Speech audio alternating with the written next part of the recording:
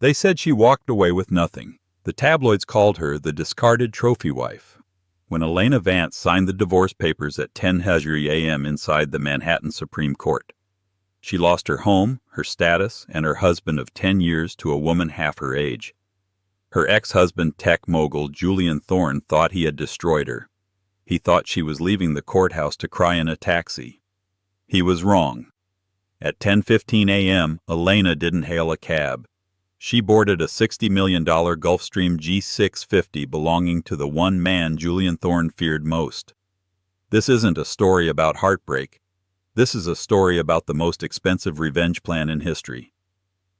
The fluorescent lights of the Manhattan Supreme Court always hummed with a specific frequency of misery. It was a sound Elena Vance had grown used to over the last 6 months of litigation. She sat perfectly still at the mahogany table, her hands folded over a thick stack of documents. She wore a charcoal pencil skirt and a white silk blouse, austere, simple, professional. No jewelry. Specifically, no wedding ring. Across the table sat Julian Thorne. Even after 10 years, he was undeniably handsome, with the kind of sharp, predatory jawline that looked great on the cover of Forbes. He was whispering something to his lead attorney, a pit bull of a man named Prescott, and chuckling. Elena watched the vibration in Julian's chest. He was wearing a bespoke navy suit, the one she had picked out for him in Milan 3 years ago. He looked like a winner, and on paper he was. "Mr. Thorne," the judge said, looking over his spectacles, "and Ms. Vance, we are ready to finalize the settlement. I understand all parties have agreed to the stipulations regarding the prenuptial updates." Prescott leaned forward, his voice oily. "Yes, Your Honor. My client is generous. Despite the lack of contribution to the Thorne empire during the marriage, Mr. Thorne has agreed to a one-time payout of $50,000 provided Ms. Vance vacates the Tribeca penthouse by midnight tonight." $50,000. It was an insult. It was less than Julian spent on wine in a month. It was designed to hurt. Julian turned his head, locking eyes with Elena. His eyes were cold blue ice. He mouthed a single word: checkmate. He expected her to fight. He expected her to scream, to cry, to beg for the summer house in the Hamptons or the vintage Jaguar. He wanted a scene. He fed on her emotional devastation. It made him feel powerful. Elena picked up the heavy fountain pen. She didn't look at Julian. She didn't look at Prescott. She looked at the signature line. Elena Vance. She signed her name with a steady hand. The scratch of the nib against the paper was the only sound in the room. "Is that it?" Julian asked aloud, his voice echoing slightly. "No hysterics. No begging." Elena capped the pen and set it down gently. She stood up, smoothing her skirt. She looked at the judge. "Thank you, Your Honor." Then she looked at Julian. For the first time in months, she smiled. It wasn't a sad smile. It was a small, terrifyingly calm curve of her lips. "Keep the money, Julian," she said softly. "You're going to need it." She turned and walked toward the double doors. "Elena."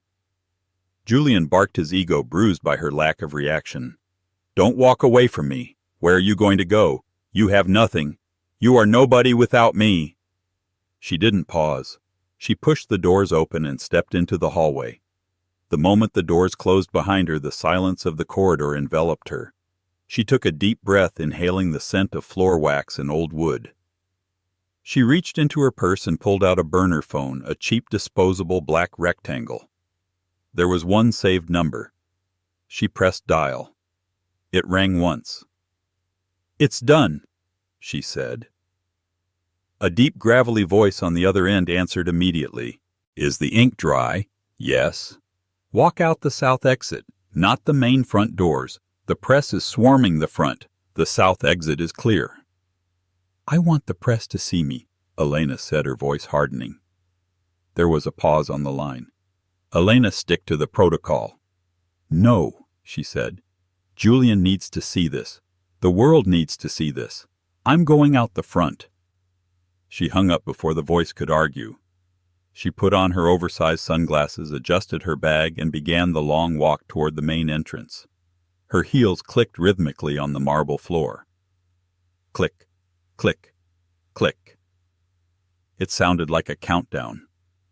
As she pushed through the heavy revolving doors and stepped out onto the steps of the courthouse, the world exploded in flashes of white light. Elena, Elena, over here. How does it feel to be homeless? Did Julian cheat on you with the model? The paparazzi were a wall of noise. The rain was falling in a steady gray drizzle, slicking the pavement. Elena stopped at the top of the stairs. She saw Julian's driver waiting at the curb with the Rolls-Royce looking smug. But she didn't look at the Rolls. She looked up at the sky. The heavy thrum of an engine cut through the noise of the screaming photographers. It wasn't a car engine. It was a turbine. Everyone looked up. Descending through the low cloud cover banking sharply over the East River was a helicopter. But not just any helicopter. It was a Sikorsky S-76 painted in a matte black finish with a subtle silver stripe. It looked military. It looked dangerous. It didn't land on the street that would be illegal. Instead, it hovered momentarily over the nearby helipad on the pier, just visible from the courthouse steps, while a convoy of 3 black Cadillac Escalades screeched around the corner, blocking traffic. Men in suits with earpieces jumped out of the Escalades. They weren't police. They were private security. They moved with lethal efficiency, parting the sea of paparazzi like the Red Sea. One of the men, a giant with a scar running through his eyebrow, stopped in front of Elena. He held a large black umbrella over her head.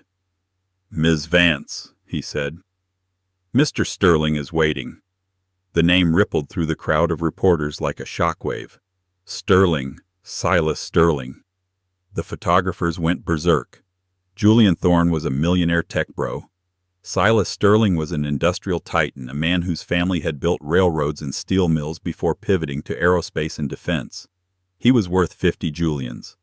And he was Julian's sworn enemy. Elena nodded to the bodyguard. "Let's go." She walked down the steps, flanked by the security team. As she reached the sidewalk, the courthouse doors burst open behind her. Julian Thorne ran out, looking disheveled. "Elena!" he screamed, seeing the Escalades. "Who the hell?" Elena paused at the open door of the lead SUV. She turned back one last time. Julian was standing in the rain, getting soaked, looking small and confused. She slipped into the leather interior of the car. The door slammed shut with a heavy, reassuring thud. The convoy sped off, leaving Julian Thorne standing in the rain, realizing for the first time that he hadn't won anything at all. The drive to Teterboro Airport took 20 minutes in the silenced cabin of the Escalade. Elena didn't speak. She watched the city blur past the tinted windows.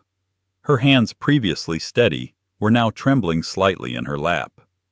The adrenaline was wearing off, replaced by a cold, hard reality. She had just burned her life to the ground. The car swept onto the tarmac, bypassing the main terminal and heading toward a private hangar marked with a discreet S logo. And there it was, the Gulfstream G650ER. It was sleek, silver, and predatory, its engines already whining with potential energy. The stairs were down. The bodyguard opened her door. "Straight up the stairs, Ms. Vance. Wheels up in 3 minutes." Elena stepped out into the wind of the airfield. She climbed the stairs, the smell of jet fuel filling her nose.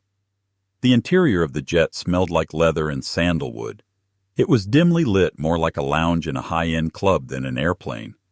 There were no rows of seats, just cream-colored divans, a mahogany bar, and a single figure sitting in a high-back leather chair near the window reading a physical newspaper. Silas Sterling. He didn't look up immediately.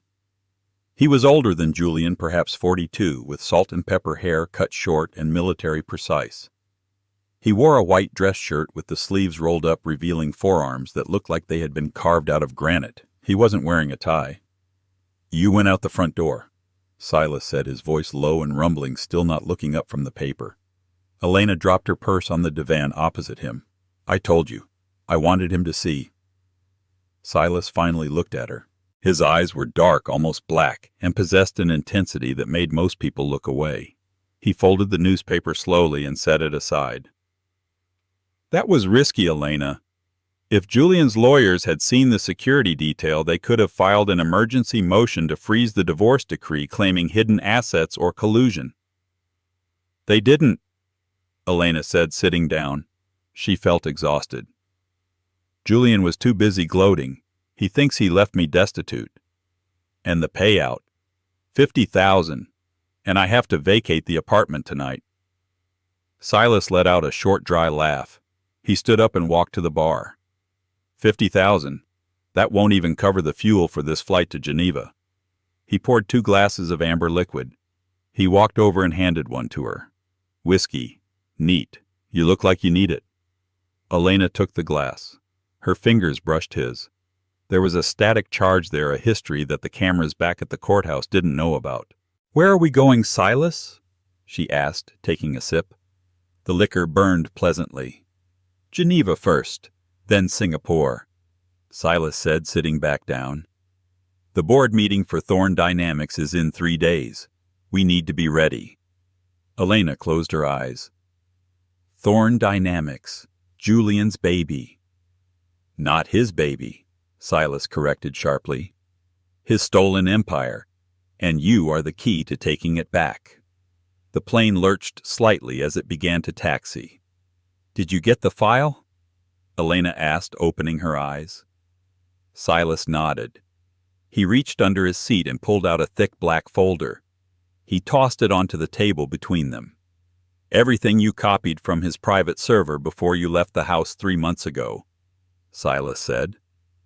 The offshore accounts, the bribes to the FDA regulators for his new biotech chip, the blackmail on the senators. It's all here. Elena looked at the folder. That folder was the reason she had stayed quiet during the divorce hearings. It was the reason she had let Julian humiliate her, call her lazy, and paint her as a gold digger. She needed him to think she was stupid. She needed him to think she was weak. If Julian knew she had this data, she wouldn't be on a jet. She would be at the bottom of the Hudson River. He's going to know soon, Elena whispered.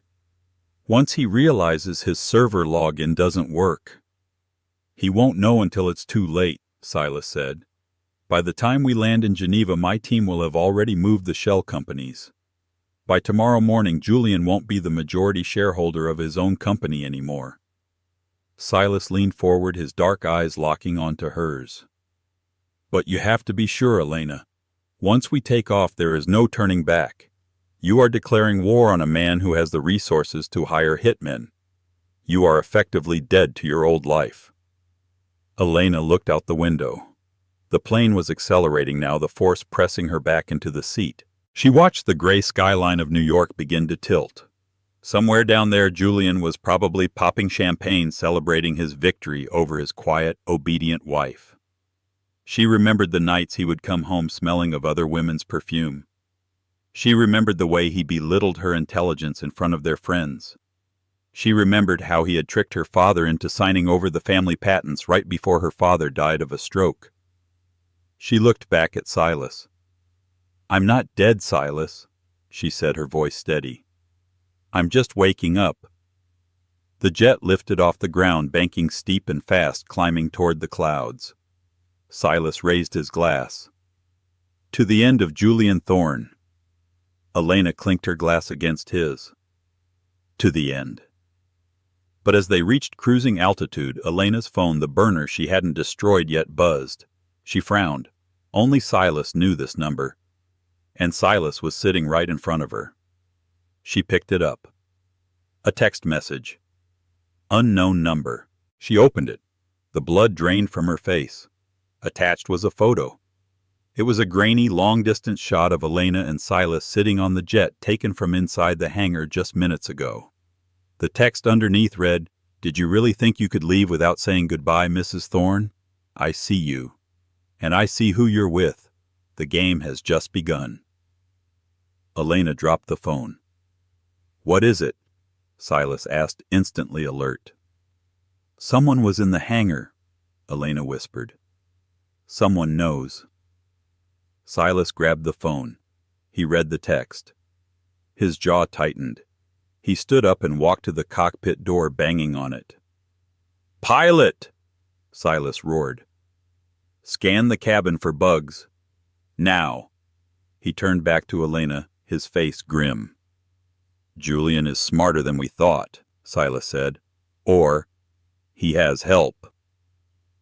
The cabin of the Gulfstream G650ER, usually a sanctuary of quiet luxury, was now a buzzing hive of urgent activity.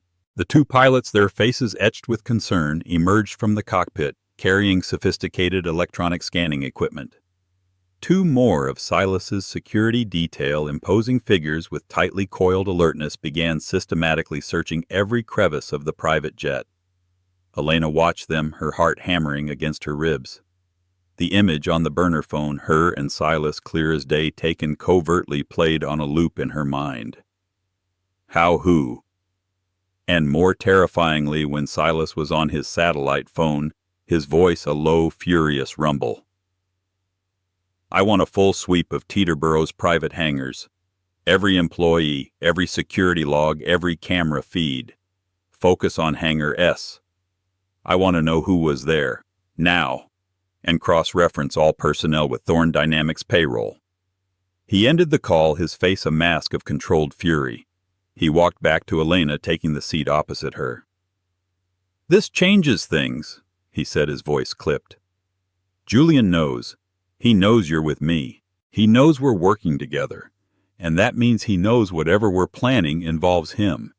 He'll be preparing a defense, or worse, an offensive." "How could he know, Silas?" Elena pressed, her voice trembling.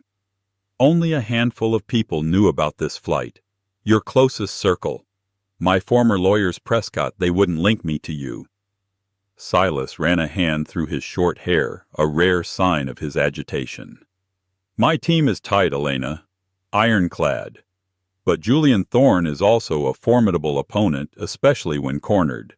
He's built an empire on ruthless foresight and cutting-edge surveillance. It's possible he had eyes or ears in my organization, or even yours, for months waiting for a trigger." "But the photo," Elena insisted. "It was taken inside the hangar just before we took off.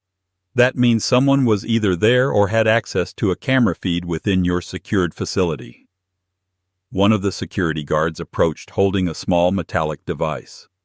"Mr. Sterling, Ms. Vance, we found this." He held up what looked like a miniature USB drive, barely an inch long, cleverly disguised as a discarded paperclip. "It's a burst transmitter, high-frequency short-range. Someone planted it on the undercarriage of the jet. It would have sent a quick burst of data once we powered up." Silas took the device, examining it with narrowed eyes. "Amateur hour, but effective. This wouldn't have been from a sophisticated intelligence agency. This is something Julian could have bought online and given to a grunt." "But who planted it?" Elena asked. "The security at your private hangar is supposed to be impenetrable." "It is," Silas affirmed, his gaze steely. "Which means it wasn't an outsider. It was someone with access. Someone on the inside." He turned to one of his pilots. "Run a full diagnostic on all onboard systems. Check for any anomalies, any unscheduled maintenance logs in the last 24 hours. The pilot nodded, returning to the cockpit. Suddenly, the plane's internal communication system chimed. "Mr. Sterling, a news alert just broke. You'll want to see this." Silas activated the large screen that retracted from the ceiling. The screen flickered to life, showing a live broadcast from Global News Network. The anchorwoman, looking grave, spoke into the camera. "We're just getting word of a developing story out of New York. In a stunning twist to the high-profile divorce of tech billionaire Julian Thorne and his now ex-wife Elena Vance, it appears the story is far from over. Our sources confirm that just minutes after leaving the courthouse, Ms. Vance was seen boarding a private jet belonging to none other than industrialist Silas Sterling." A grainy, slightly zoomed-in version of the photo Elena had received on her burner phone flashed across the screen. "This image," the anchor continued, "provided anonymously to GNN, shows Ms. Vance and Mr. Sterling inside the Sterling family's private hangar at Teterboro moments before their flight departed. This raises serious questions about the nature of their relationship and the true financial standings of Ms. Vance. Is this a new romance, or something far more complex involving the long-standing rivalry between Mr. Thorne and Mr. Sterling? The chat in the news channel's live feed was already exploding. Had Thorne Vance divorce, Nashash, Silas, Sterling, Sasha revenge plot were trending. Silas turned off the screen, his face a thundercloud. He leaked it. As soon as he knew, he leaked it to control the narrative. Make it look like you're some mercenary jumping from one billionaire to another. He's trying to discredit me before we can even begin. Elena realized, her voice tight with anger. He wants to paint me as a gold digger, a betrayer to undermine anything I might say about him or Thorne Dynamics. Precisely, Silas said. He's buying time, and he's manipulating public opinion. This makes our job harder. The board of Thorne Dynamics will be less likely to listen to accusations from someone they perceive as a scorned ex-wife seeking revenge with a new rich benefactor. Elena took a deep breath. Then we move faster. We can't let him control the narrative. We need to counter. Silas looked at her, a flicker of admiration in his dark eyes. You're learning quickly, Elena. Good, we will. But first we need to understand how deep this infiltration goes. He picked up the burner phone again and looked at the anonymous text message. That phrase, "The game has just begun," that's not Julian's style. He's more, "I won, you lost." This feels theatrical. He's been watching too many spy movies. Elena muttered, a dry humor cutting through her fear. Or someone else is feeding him lines. Silas countered, his eyes narrowing. Someone who thinks this is a game. Someone who knows things about both of us, about our past. The plane leveled out at cruising altitude, the hum of the engines a steady drone. Below them, the Atlantic stretched out, an endless expanse of gray. They were flying into the unknown, but the game, as the anonymous sender had said, was indeed just beginning. And it was clear now that Julian Thorne was not their only opponent. Silas's intelligence network worked with chilling speed. By the time they were halfway across the Atlantic, new information was filtering in. "We have a hit," Silas announced, coming back from a private conversation with his chief of security. A recently hired junior technician at Teterboro, a Kyle Jensen.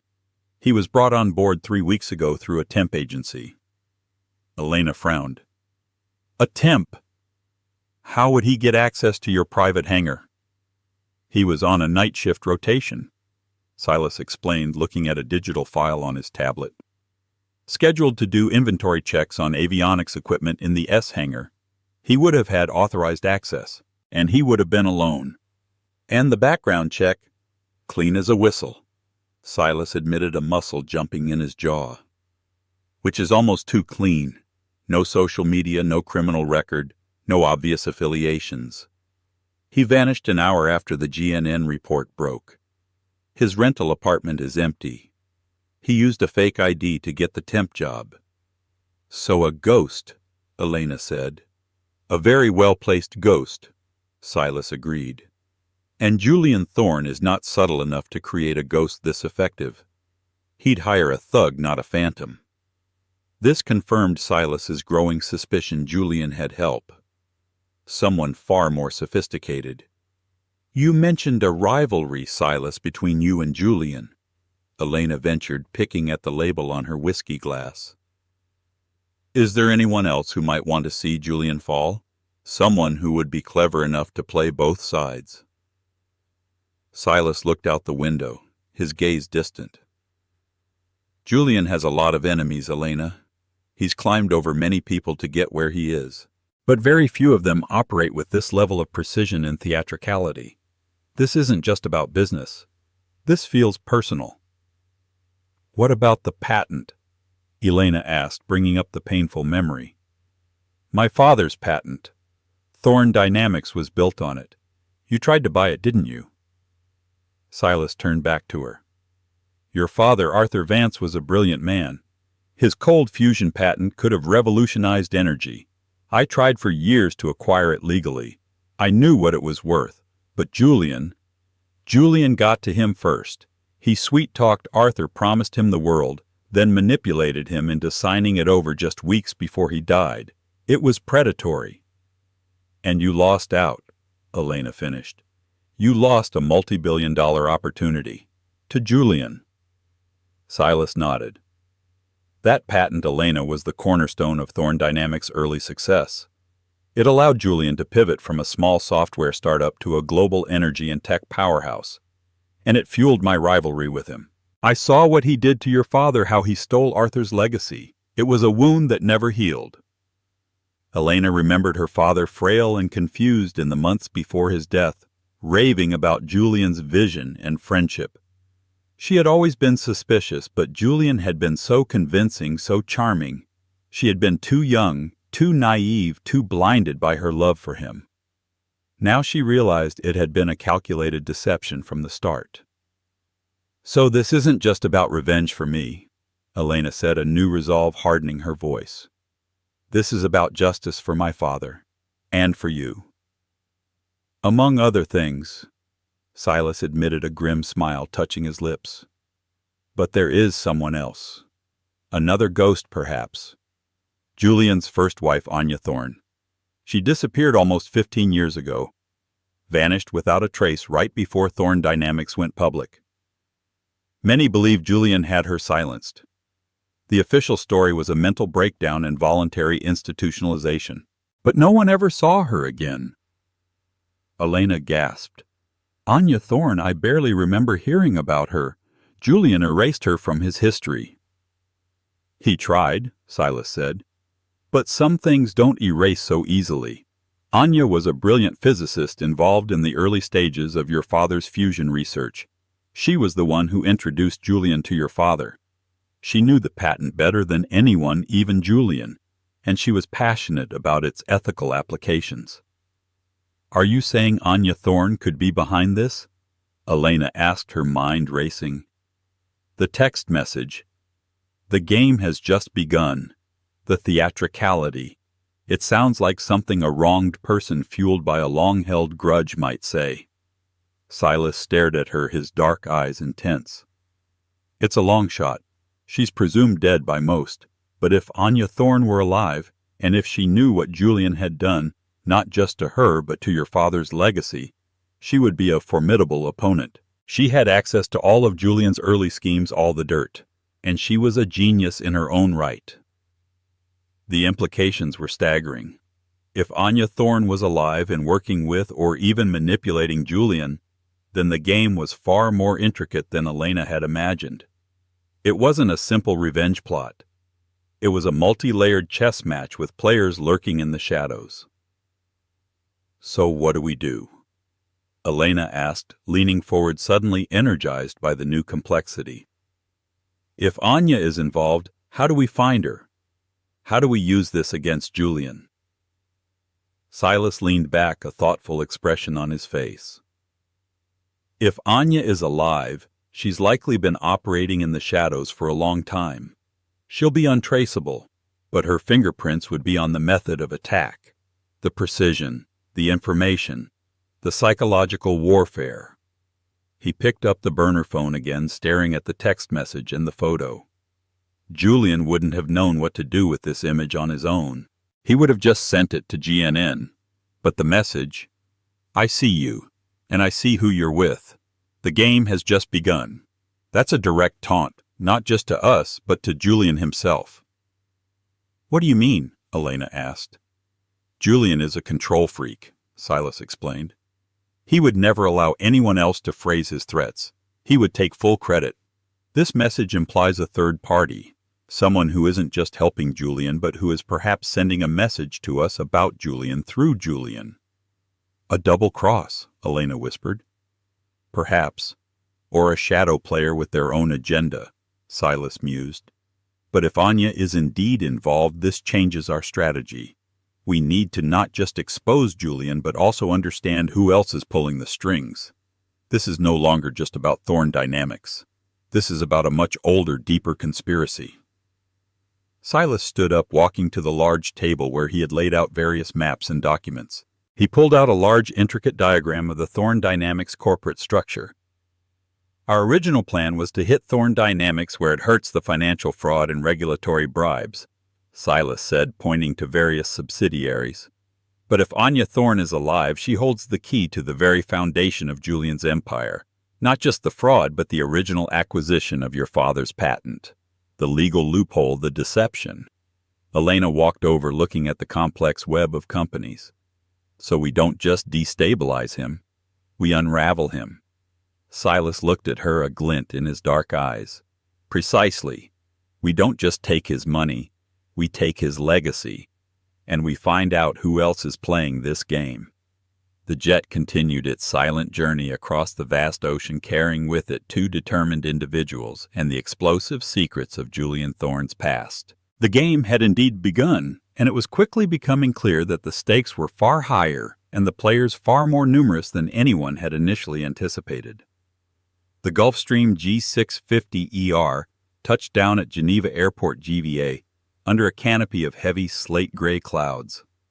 The Swiss air was crisp, smelling of rain and pine, a sharp contrast to the humid exhaust fumes of Teterboro. As the jet taxied to the private aviation terminal, Silas's security team was already in motion. They moved with a synchronized lethality, checking the perimeter, scanning for long-range lenses, and securing the 3 armored Mercedes-Maybach sedans waiting on the tarmac. Elena watched the rain streak against the porthole window. "Does Julian know we're here?" Silas adjusted his cufflinks, onyx and silver. "He knows we left New York. He likely assumes we're heading to a non-extradition country or a tax haven. Geneva is bold. Geneva is where the money lives. He'll figure it out soon enough, but we have a head start. Maybe 4 hours. 4 hours to do what? To rob him," Silas said calmly, standing up. "Or rather, to reclaim what he hid." The convoy sped out of the airport, merging onto the smooth Swiss highways, heading not toward the city center, but toward the industrial edge of the canton. They were heading to the Geneva Freeports, a massive fortress-like warehouse complex, where billionaires stored art, gold, and sensitive documents tax-free, away from the prying eyes of governments and ex-spouses. "Julian has a vault here," Elena said, realization dawning on her. That's what was in the encrypted files. The lease agreement for a climate-controlled unit. Unit 77B, Silas confirmed, checking his tablet. Leased under a shell company called Jormungandr Holdings. A little Norse mythology, the serpent that eats the world. Julian always did have a flair for the dramatic. "But we can't just walk in," Elena argued. "The Freeports have biometric security, retinal scans, handprints." Silas smiled, a cold, predatory expression. "Julian is arrogant, Elena. He thinks he's the only one who can plan ahead. But when your father signed over the patents, he didn't just sign papers. He gave Julian a physical master key, a prototype drive that contains the source code for the fusion algorithm. Julian keeps that drive in the Freeport because he doesn't trust the cloud. He's paranoid about hackers. And, Silas reached into his jacket pocket and pulled out a small velvet pouch. He upended it, and a heavy titanium signet ring fell into his palm. It bore the crest of the Vance family. Elena gasped. "My father's ring. I thought it was buried with him." "It was supposed to be," Silas said softly. "But Julian took it off his finger at the hospital. He kept it as a trophy. One of my operatives recovered it from Julian's safe in the Hamptons last night while Julian was busy screaming at his lawyers." Elena took the ring. It was cold and heavy. "This opens the vault." "It contains an RFID chip," Silas explained. "Old tech, but unhackable. Your father embedded it in the ring in case he ever got locked out of his own lab. Julian uses it as the physical key for the vault override." The car slowed to a halt in front of the imposing gray concrete structure of the Freeport. Security was tighter than a maximum security prison. Elena and Silas stepped out. The rain had turned into a mist. Silas draped a trench coat over Elena's shoulders. "Shoulders back, head high. You own this place." They approached the steel doors. The guards, recognizing the aura of immense wealth and power, stiffened. Silas presented a falsified authorization form, impeccable forgery work claiming they were auditors for Jormungandr Holdings. They were escorted through a maze of corridors past rooms holding Picassos and Roman antiquities until they reached the lower levels. The air was recycled and cool. Unit 77B. It was a massive steel door with no handle, just a scanner and a small indentation for a physical object. "The moment of truth," Silas whispered. Elena stepped forward. Her hand trembled slightly, not from fear, but from rage. This was her father's legacy, locked away in a dark box by the man who had ruined him. She pressed the signet ring into the indentation. A soft click. Then a mechanical whir. Green lights flashed. The heavy bolts retracted with a thud that echoed in the silence. The door swung open. Elena expected stacks of cash or gold bars. Instead, the room was surprisingly sparse. There was a single pedestal in the center holding a silver hard drive encased in glass. But that wasn't what caught her eye. On the walls of the vault, taped up with surgical precision, were photos. Hundreds of them. Elena walked closer, her breath hitching in her throat. They were photos of her. Elena walking the dog. Elena at the grocery store. Elena sleeping in the guest room. Elena crying in the park. "He's been watching me," she whispered, horrified. "For years." "He wasn't just watching," Silas said, his voice grim, pointing to a second set of photos on the opposite wall. These photos were older, grainy. They showed a woman with dark hair and sharp features laughing, working in a lab, arguing in a cafe. Anya Thorne. And between the photos of Elena and Anya were red strings connecting dates, locations, and financial transactions. He was comparing us, Elena realized, feeling a wave of nausea. He was trying to recreate her. He married me because I reminded him of her, or because he needed something from me that she wouldn't give him. Silas moved to the pedestal, but he didn't touch the drive. He was looking at a small, handwritten note left on top of the glass case. "Elena," Silas said urgently, "look at this." Elena tore her eyes away from the creepy shrine of photos. She looked at the note. It wasn't in Julian's handwriting. Julian's script was jagged and rushed. This handwriting was elegant, looped, and precise. The note read, "You're late, Silas. I expected you to find the ring sooner. But don't worry, I took the source code. You can have the shrine." Elena looked at the glass case. It was empty. The hard drive was a decoy, just a hollow shell. "She was here," Elena breathed. "Anya, she's alive, and she beat us to it." Silas slammed his hand against the steel wall, the sound ringing like a gunshot. "She's playing us. She knew we would come for the code. She used us to flush Julian out, and while we were distracting him, she raided the vault." "But how?" Elena asked. "How did she get in without the ring?" "Because she helped build the security system," Silas growled. 15 years ago, she didn't need a key. She wrote the lock." Suddenly the lights in the vault flickered and turned red. A siren began to wail, a low, ear-splitting thrum. "Silent alarm," Silas snapped. "She triggered it on her way out, or she rigged it to trigger once we entered. We have to go. Now." "The police?" "Worse. Private security mercenaries on Julian's payroll. They monitor this facility." Silas grabbed Elena's hand. They ran out of the vault, leaving the creepy collage of obsessions behind. They sprinted through the corridors, the sound of heavy boots echoing from the stairwell ahead. "South exit," Silas shouted to his head of security, who was waiting by the elevator. "We're burned Route B." They burst out into the rainy Geneva afternoon, just as two black SUVs with tinted windows screeched around the corner, blocking the main gate. Men with assault rifles spilled out. "Get in!" Silas shoved Elena into the back of the Maybach. The driver slammed the accelerator before the door was fully closed. The heavy car fishtailed on the wet pavement tires, smoking, and roared toward the secondary exit, smashing through a wooden barrier arm. Elena looked back through the rear window. The mercenaries weren't firing too many witnesses, but they were scrambling back into their vehicles to give chase. "We didn't get the code," Elena said, her chest heaving. "We failed." Silas pulled out his phone, his eyes scanning the map of Geneva. "No, we didn't fail. We just confirmed the most dangerous variable in this equation." He looked at Elena. "Anya Thorne isn't just alive. She has the source code for the most valuable energy technology on the planet, and now she's in the wind." "Where would she go?" Elena asked.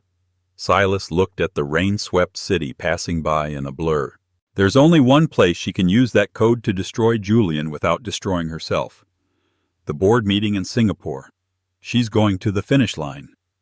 The escape from the Geneva Freeport was a blur of rain-slicked asphalt and burning rubber.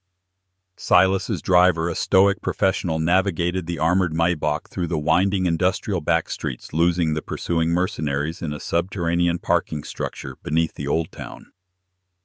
By the time they reached the safe house, a glass-fronted chalet overlooking the dark expanse of Lake Geneva, the adrenaline had faded, leaving a cold, sharp clarity in its wake.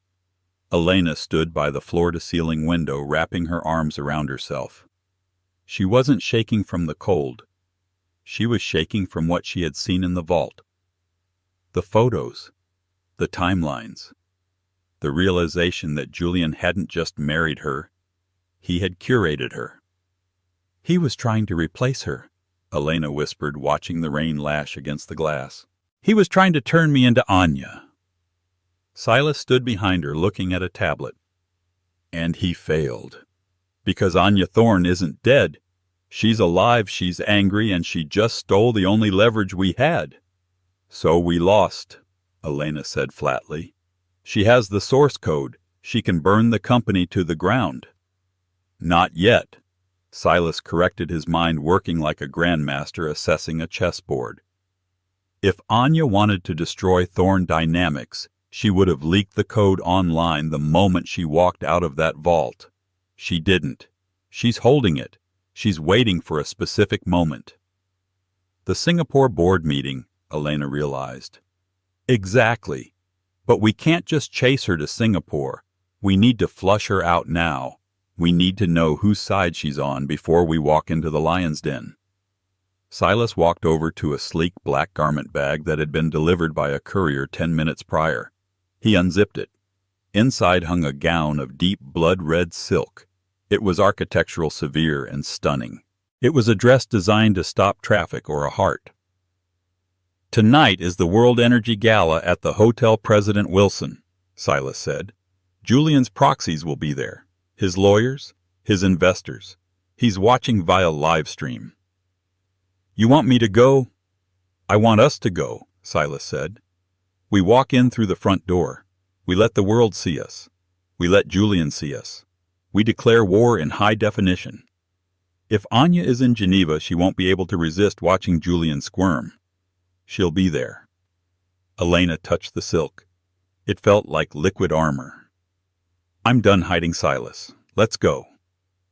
2 hours later, the ballroom of the Hotel President Wilson was a suffocating crush of diamonds, tuxedos, and polite hypocrisy. The air smelled of expensive perfume and champagne. The elite of the energy world were murmuring about the rumors, the divorce, the stock drop, the missing CEO. Then the room went silent. At the top of the grand staircase, Elena Vance appeared. She wore the red dress. It fit her like a second skin, the crimson fabric a violent contrast to the sea of black tuxedos. She didn't look like a discarded trophy wife. She looked like a queen returning from exile to execute the traitors. Beside her, Silas Sterling looked lethal in midnight blue. They descended the stairs, the crowd parting for them like the Red Sea. "Mr. Sterling," a voice sneered. It was Prescott Julian's lead attorney. The man looked sweaty, his eyes darting nervously toward the cameras. "And, Ms. Vance, bold of you to show your face. The police are asking questions about a break-in at the Freeport." "Let them ask," Elena said, her voice carrying over the hushed crowd. She stepped closer to Prescott, towering over him in her heels. "They might be interested to see the shrine your client keeps in his vault. Tell Julian I saw the photos, Prescott. Tell him I know about Anya. Prescott's face drained of color. The glass of champagne in his hand trembled. You're playing a dangerous game, he hissed. The check bounced, Prescott. Elena smiled ice cold. The game is over. She turned her back on him, leaving him gaping as the photographers went wild. Silas guided her toward the terrace, away from the suffocating heat of the room. The night air off the lake was cool. Elena gripped the stone railing, letting out a breath she felt she'd been holding for hours. You were perfect, Silas murmured. I'm terrified, she admitted. Do you think she's here? I know she is, a raspy voice said from the shadows. Elena spun around. Standing in the corner, half hidden by a potted palm, was a member of the catering staff. She wore a black vest and held a tray of empty glasses. Her hair was gray and cropped short, her face lined with years of hard living, but the eyes were unmistakable. Anya Thorne. Silas moved to shield Elena, but Anya waved a hand dismissively. Relax, Sterling. If I wanted you dead, I would have poisoned your drink an hour ago. You took the drive, Silas said, stepping forward. Give us the code, Anya. We can use it to save the company. Save it? Anya laughed, a bitter, broken sound. I don't want to save it. I want to nuke it. I built that code with Arthur Vance. Julian stole it. He stole my life. He stole my life too, Elena said, stepping out from behind Silas. And he stole my father's legacy. Anya looked at Elena, her gaze softening slightly as she took in the red dress. You have Arthur's chin and his stubbornness. She reached into her apron pocket. She pulled out a small black data card. I'm not going to give you the source code, Anya said. The code is just math. Math doesn't put men like Julian in prison. Math just makes them bankrupt. They bounce back from bankruptcy. She tossed the card to Silas. What is this? Silas asked. The truth, Anya said. You think Arthur died of a stroke? Julian paid off the coroner. That drive contains the original toxicology report from the Geneva Institute. Arthur was poisoned, Elena. Thallium, administered over 6 months. The world tilted on its axis. Elena grabbed the railing to steady herself. Murder. It wasn't just theft. It was cold-blooded murder. He killed him, Elena whispered. He killed the obstacle, Anya said. Just like he tried to kill me by locking me away in a sanitarium. I'm going underground. I can't get close to him. His biometrics will flag me. But you, she pointed at Elena, you are the cover star. You have the invite to the Singapore vote. Take the drive, Anya commanded.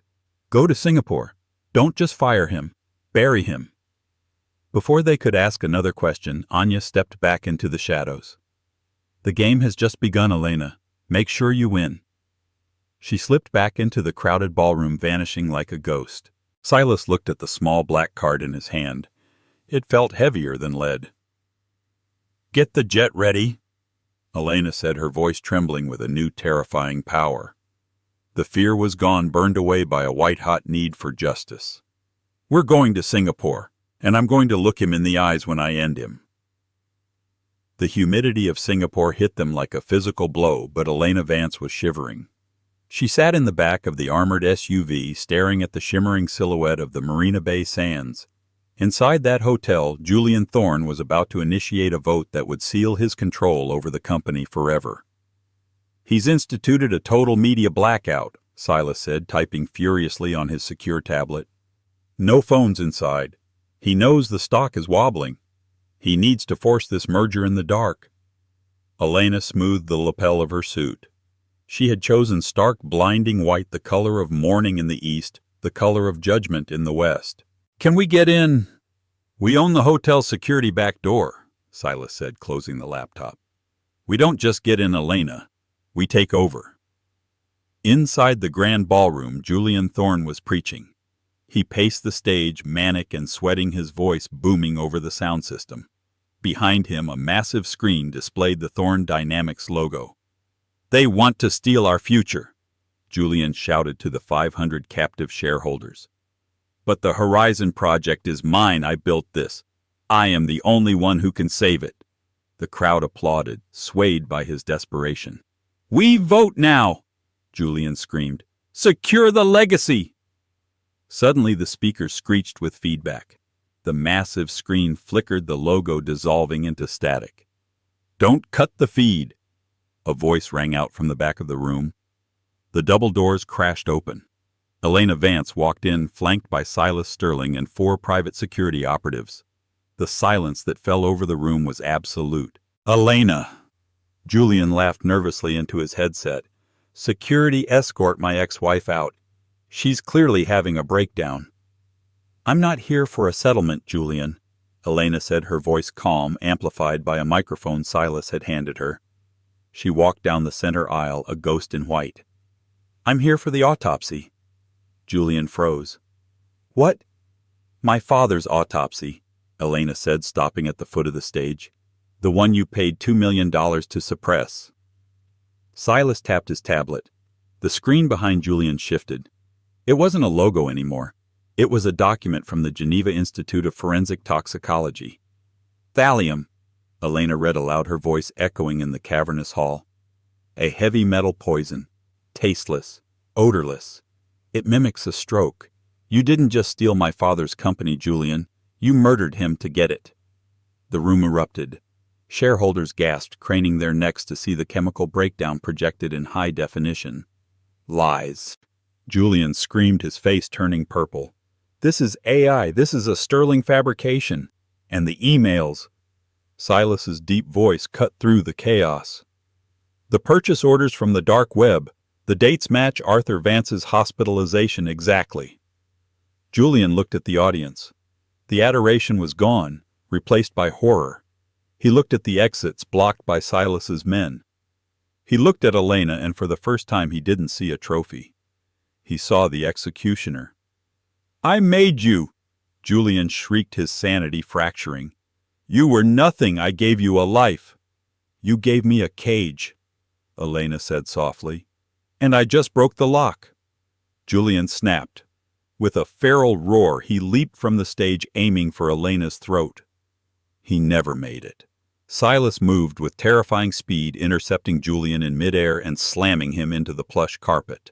The impact shook the floor. Before Julian could scramble up, the side doors burst open. The Singapore police force flooded the room. "Julian Thorne," a captain shouted, hauling the billionaire to his feet. "You are under arrest for murder and corporate fraud." As they dragged him away, kicking and screaming about his legacy, Elena stood perfectly still. She didn't look away. She watched until the doors closed, leaving her standing in the wreckage of his empire. 3 hours later, the Gulfstream G650ER was climbing through the clouds, leaving the lights of Singapore far below. Elena sat by the window watching the stars appear. Her burner phone buzzed one last time. "He's in custody. I'm going off the grid. Nice suit." Elena deleted the message. Anya was free, and so was she. Silas set 2 glasses of whiskey on the table. "The board is gone. The patents are being released to the public domain tomorrow. You did it, Elena." "We did it," she corrected. She took a sip, the warmth spreading through her chest. "So what now? The war is over." Silas smiled, and it reached his eyes. "The war is over. But I have a project starting in Tokyo. Sustainable cities. It's going to be a fight." Elena looked at him, really looked at him. "I'm getting pretty good at fights." "Then buckle up," Silas said, raising his glass. "We're just getting started." The jet banked toward the horizon, flying straight into the dawn. And that is how Elena Vance walked out of a divorce hearing with nothing, and ended up taking down a corrupt empire. Julian thought he was playing chess, but he didn't realize he was playing against a woman who knew his every move. Justice was served, but it cost everything to get there. What do you think? Did Julian deserve a harsher punishment? Let me know in the comments. If you loved this story, please like and subscribe. It helps us create more of these sagas. Next week, the story of a lottery winner who vanished for 10 years. You won't want to miss it.